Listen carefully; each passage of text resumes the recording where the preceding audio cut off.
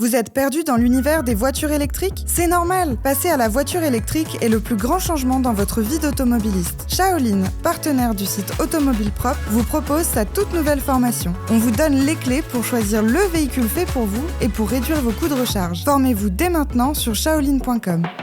Salut à toi, spectateur de Tout Horizon.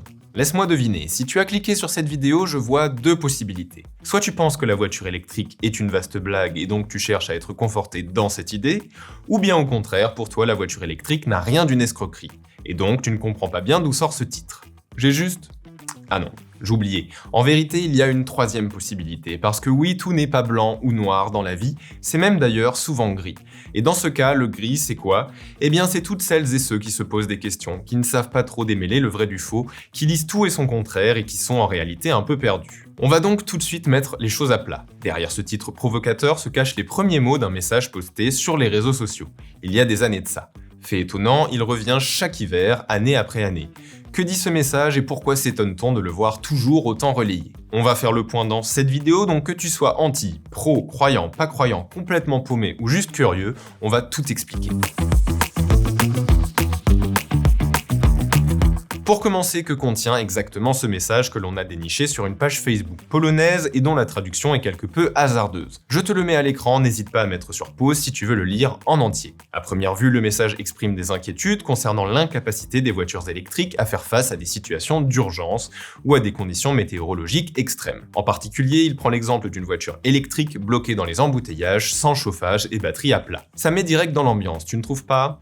Ce qu'il faut savoir, c'est que les mêmes arguments et la même photo sont repris dans de nombreux posts qui se propagent sur les réseaux sociaux. Celui-ci a par exemple été partagé 131 000 fois et compte pas moins de 21 000 commentaires.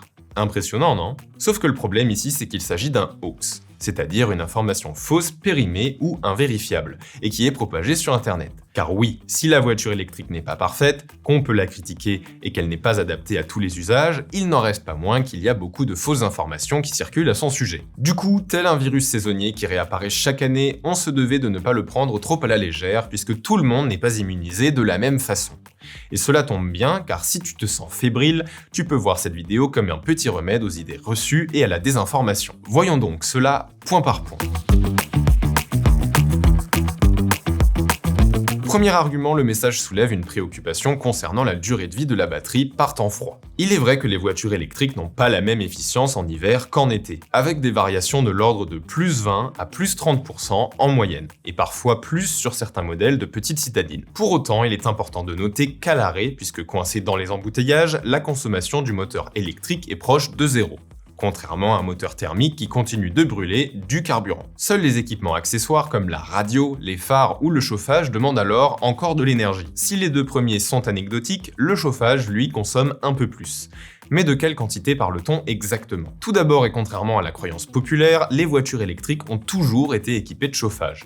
S'il est vrai qu'un Renault Kangoo Z2 des années 2000 se contentait d'une résistance énergivore et peu efficace, aujourd'hui, la grande majorité des voitures électriques commercialisées sont équipées de systèmes sophistiqués qui intègrent des pompes à chaleur, les fameuses PAC. Ces dernières extraient de la chaleur de l'air ambiant, la compriment et la transfèrent à l'intérieur de la voiture. Cela rend le processus beaucoup plus économe en énergie puisqu'il exploite la chaleur existante plutôt que de la créer à partir de rien. En outre, la batterie peut également être enfermée dans un caisson avec circulation d'un liquide caloporteur, optimisant encore plus la consommation, mais ce n'est pas tout. Un autre aspect à considérer est que les voitures électriques peuvent préconditionner l'habitacle pendant qu'elles sont encore branchées sur le réseau électrique. Or, la consommation d'une PAC diminue considérablement une fois la température de consigne atteinte. Le maintien de celle-ci, après que la voiture ait été débranchée, sera de fait peu énergivore. Pour te donner un ordre de grandeur, on parle ici de moins d'1 kWh par heure de fonctionnement. Autrement dit, si tu te retrouves coincé avec une Renault Mégane EV60 par exemple, et qu'il ne te reste plus que 50% de batterie, tu pourras compter sur plus de 30 heures de chauffage. Oui, tu as bien entendu, 30 heures, soit bien plus d'une journée.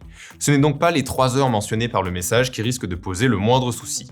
Et on ne parle même pas ici des essuie-glaces, de la radio ou du GPS qui ne consomment, pour ainsi dire, rien du tout.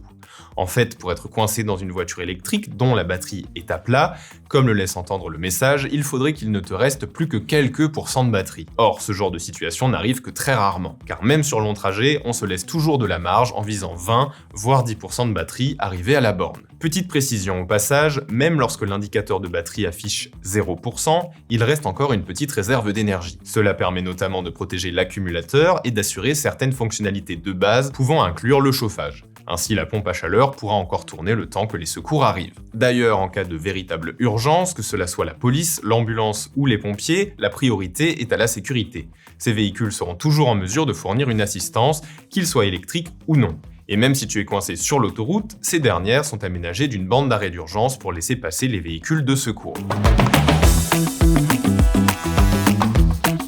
Et l'été alors ? Car oui, le message évoque aussi les embouteillages pendant les grandes vacances, suggérant que les batteries des voitures électriques ne pourraient pas supporter une utilisation prolongée de la climatisation. Sauf que, incroyable mais vrai, les pompes à chaleur sont souvent réversibles. La consommation induite par le fonctionnement de la PAC en mode clim sera ainsi sensiblement la même en été qu'en hiver, en fonction de l'ensoleillement et de l'isolation de la voiture. Enfin, un dernier point évoqué, la recharge. Le message questionne implicitement sur les solutions de recharge lorsque l'on tombe en panne de batterie. Car oui, même si cela ne se produit que très rarement, cela ne veut pas dire que ça ne peut pas arriver. Dans ce cas, on appelle tout simplement une dépanneuse qui emmènera la voiture à la première station de recharge. Ce n'est pas plus compliqué que ça. À ce propos, le jour où le parc automobile tout entier sera électrique, c'est-à-dire pas avant 30 ans à peu de choses près, eh bien d'ici là, les solutions de recharge auront grandement évolué. Tout comme les batteries. Inutile donc de raisonner avec notre vision actuelle des choses, ce serait comme regarder la scène par un trou de souris. Pas étonnant finalement que le message finisse par la mention « personne n'en parle ». Évidemment, puisque comme nous l'avons vu, il n'y a pas débat sur le sujet. Dans tous les cas, et j'espère que tu l'auras compris, il est essentiel de remettre en question les idées reçues propagées sur Internet et de se tenir informé des avancées technologiques. C'est vraiment le meilleur moyen de se protéger. N'hésite donc pas à lire Automobile Propre ou tout autre média spécialisé. En conclusion, et pour répondre à la question du titre, non, les voitures électriques ne sont pas la plus grande arnaque que le monde ait jamais vue. Elles représentent plutôt une évolution majeure vers une mobilité moins émettrice en CO2 et sont de plus en plus compétitives sur le marché automobile. Leur part de marché ne cesse d'ailleurs d'augmenter avec, le mois dernier par exemple, un joli score de 20%. On a hâte de suivre tout ça avec toi en 2024. En attendant, je te souhaite d'excellentes fêtes de fin d'année et je te dis à bientôt sur Automobile Propre.